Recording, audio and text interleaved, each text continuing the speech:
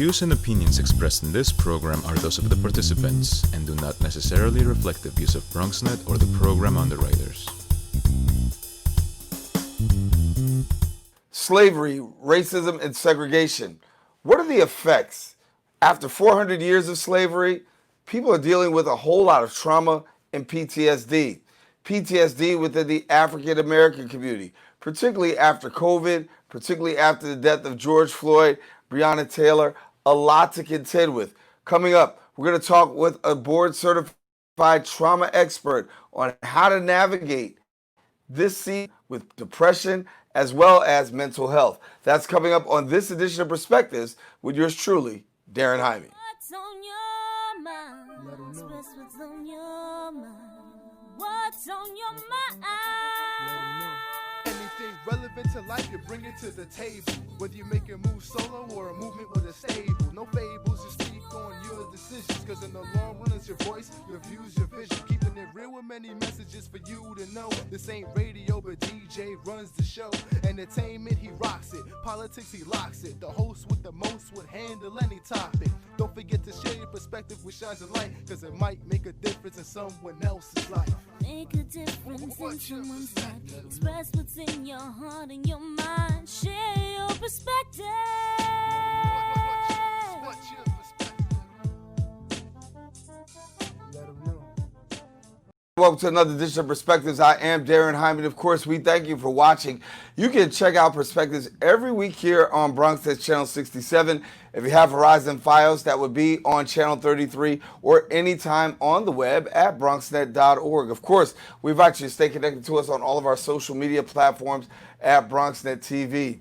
Well, coming up on this show, we go front and center with a very, very, very important issue, talking about stress, mental health. We're talking about slavery and racism and segregation. And what exactly is the psychological impact that affects the African American community? A lot that weighs on the mind. Are we experiencing PTSD after 400 years of slavery and also the injustice and also the crimes that we're seeing happen day by day captured on video? It's a lot to watch. It's a lot to internalize. Joining me now is Dr. Kalayjian, and she is a board-certified expert in traumatic stress. She's also a genocide scholar. She also deals with conflict resolution as a conflict resolution expert, and she's also deals as a psychology professor. She's the recipient of an honorary doctorate of science degree and has over 27 years of experience in disaster management as well as mass trauma interventions. Dr. Kalayjian has worked extensively with survivors of the Gulf War, Vietnam veterans, Holocaust survivors, and the Armenian survivors of the Ottoman Turkish genocide. She joins us now and is a guest on our show, and we are grateful to have her. Dr. Kalayjian, thank you for being with us. Thank you so much, Jaime. This is really an honor for me and a privilege to join you again for an important cause that is really stressing and demoralizing and traumatizing all of us. Yeah, and it's been a little bit too long, but unfortunately, traumatic circumstances actually bring you back to the studio seat. And when we think about what's going on right now, I mean, we are really trying to navigate, as I said in the intro, for an African American community, communities of color, and not just communities of color. I think even we could go as far as America right now. There is some PTSD, I think, when you look at watching a man die literally on video in front of our very eyes. Yes, definitely. Not just only PTSD, it's also involving the post-slavery syndrome, PSS, that not too many people know about it and nor discuss it. Trauma that is not transformed, that is not healed, will be passed on to other generations. And that's what we're seeing now. Both white and black populations are traumatized. One is a perpetrator offspring, the other one is a survivor's offsprings, and both are traumatized because it's passed on through DNA. Yeah. When we look at what's going on right now, we could say, yes, this is new, but it's also very old. Yeah. People have been suffering and dealing with this for a very long time. And so give us a little bit about what you're seeing, what you're hearing in regards to PTSD in our present circumstances. Yes, the trauma that is not transformed and healed is internalized, and people that are perpetrator offsprings, they go into fear and paranoia, and the offsprings of survivors, the African American community, there is a lot of sadness, a lot of marginalization, a lot of segregation, and that affects on multiple levels: economically, family dynamics.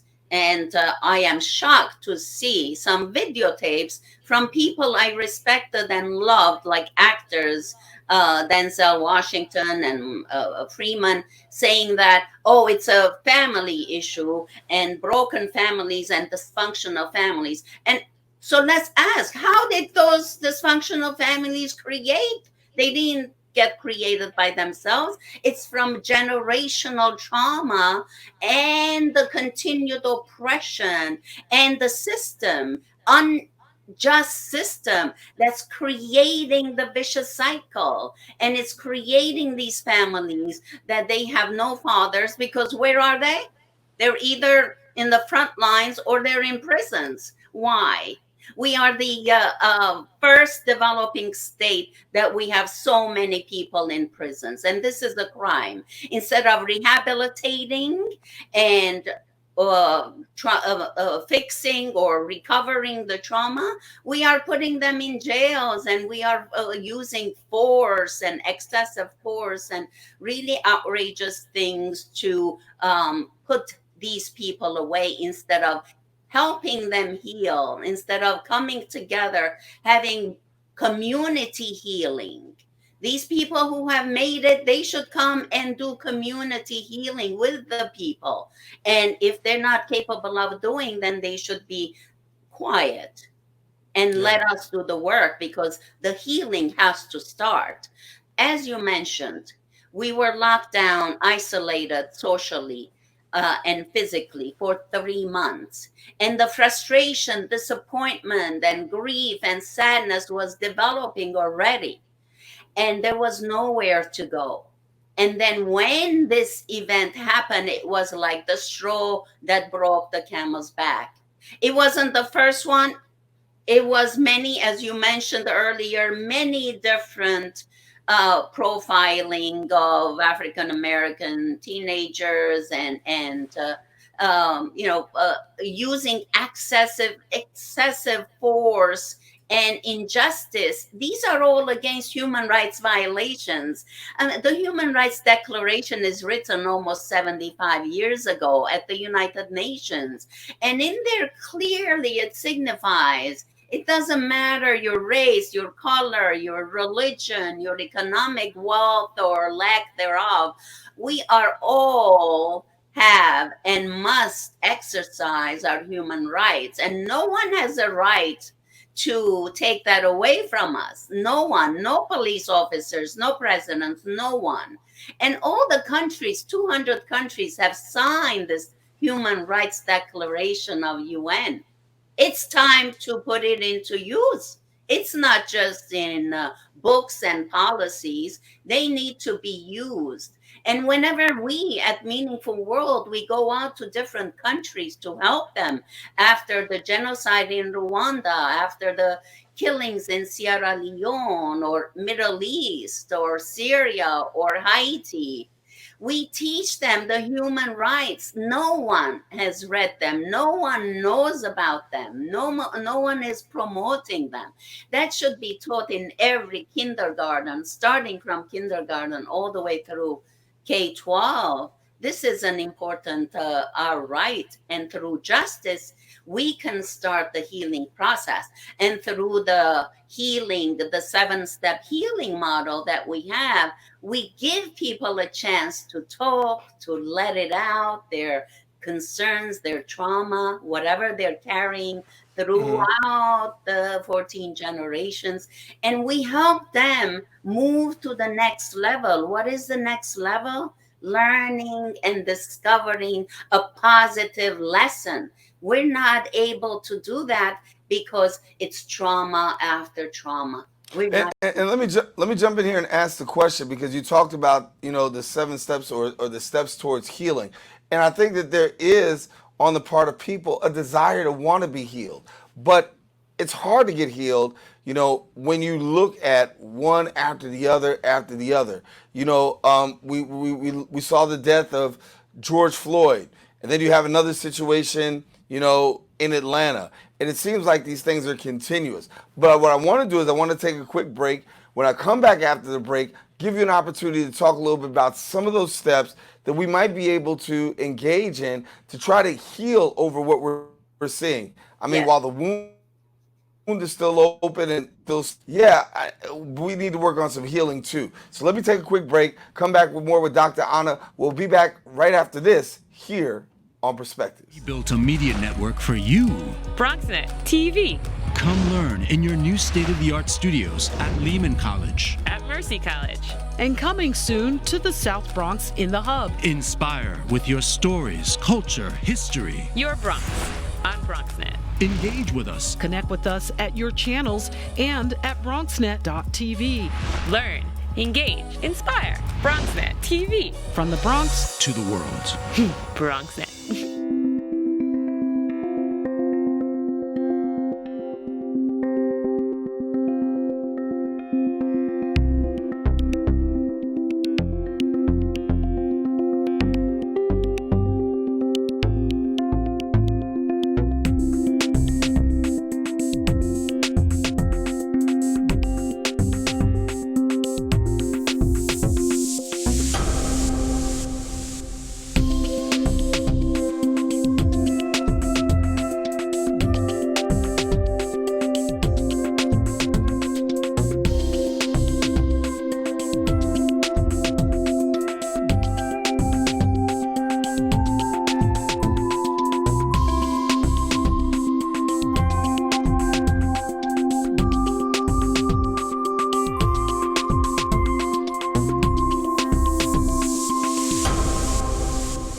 And we're back here on Perspectives. Darren Hybe here with you. We are continuing our conversation, talking about trauma, talking about stress, talking about how to get healed in the wake of COVID-19, in the wake of the deaths that we've seen for George Floyd, Breonna Taylor, Ahmaud Arbery, vicious deaths that we see right on video. It's enough to really really impact one's mind, not just short term, but long term. And Dr. Anna Kalayjian, our guest, talking a little bit about that. Dr. Kalayjian, before, I know we said we were going to talk about healing, but I do want to talk a little bit about children, because children are watching these videos. These videos are being passed on to children who continue to see this. What are the short and long term effects of trauma and stress watching these things being passed down to children? One thing I like to warn parents, and I understand that now children have their own devices and parents cannot manage any longer. But one important step is to minimize the exposure to trauma, because once we are exposed repeatedly, then we can go into indifference. That is a danger. From trauma, yes, we hurt, and we children will have nightmares. They have reported to us, and one of the children came to me and said, "I can't get outside." I said, "Why?" He said, "They're killing all the African American little children and young boys." So there is this kind of fear that's growing within the children that this is going to happen to them. And it's a scary time for children. That's why I was saying, if there's any way to protect them by minimizing or not letting this media overly glorifying or just repeatedly showing on every social media, that is not helping anyone. It's re-traumatizing everyone, and then children have no way of managing their emotions. I'm a presuming some adults know how to manage their emotions, but even the adults are engaging in more violence and more aggressive actions than before COVID, before the racism that came to the surface. The racism was there all along,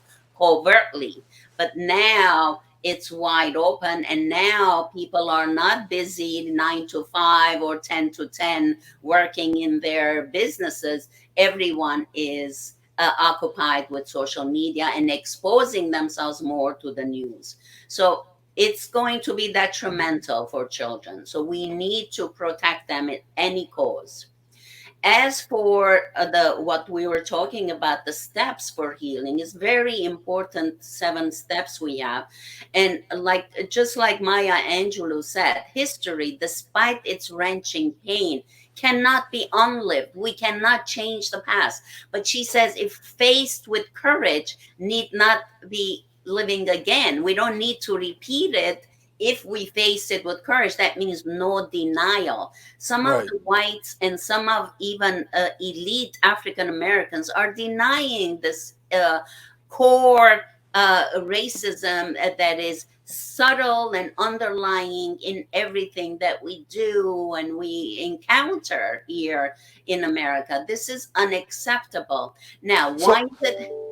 yeah, no, and I don't want to cut you off. I just want to ask you about this though. But how hard is that healing to take place when you do have people who are living in denial? I think there are people who walk around every day, and like I had a conversation with someone just a little while ago. It said, "Well, we're talking about race. This is something we've been talking about for a long time. Maybe you're just getting it, but it's been going on systemically for a long time. So sometimes you can't walk in the healing based on the fact that you got people who you encounter on an everyday basis who still live in denial." Yes, it is very challenging to live with denial. So the formula is not to let those people interfere with your healing. Every one of us, we unite. Those who are acknowledging, we unite and we engage in healing, and hopefully slowly disseminating this information to the denialist, we can reform the denialist.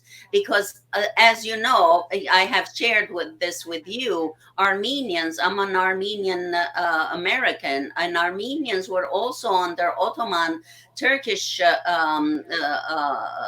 kind of oppression for 400 years, very similar, but in different ways, of course.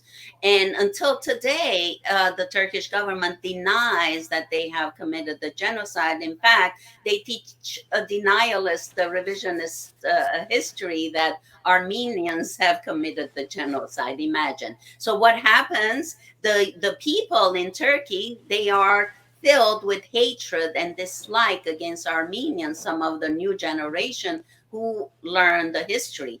Just like that, we have been in America not knowing the real story and not having reparation, acknowledgement, and really helping African American communities to not only to survive, but to thrive, to heal, to prosper, economic, educational, the disparities I see, even grocery stores. When I go to deprived neighborhoods in Harlem, and I go to the grocery store, and there's nothing healthy to eat to start with.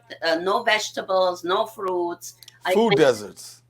So every level, the discrimination is every level: the stores, the environment, the schools, and the workplace. Everywhere is compromised. So the healing has to start with those who acknowledge it. We cannot anymore wait for those who are denialists. So we're going to have enlarge the number of acknowledgers who are into healing, accepting, and moving on.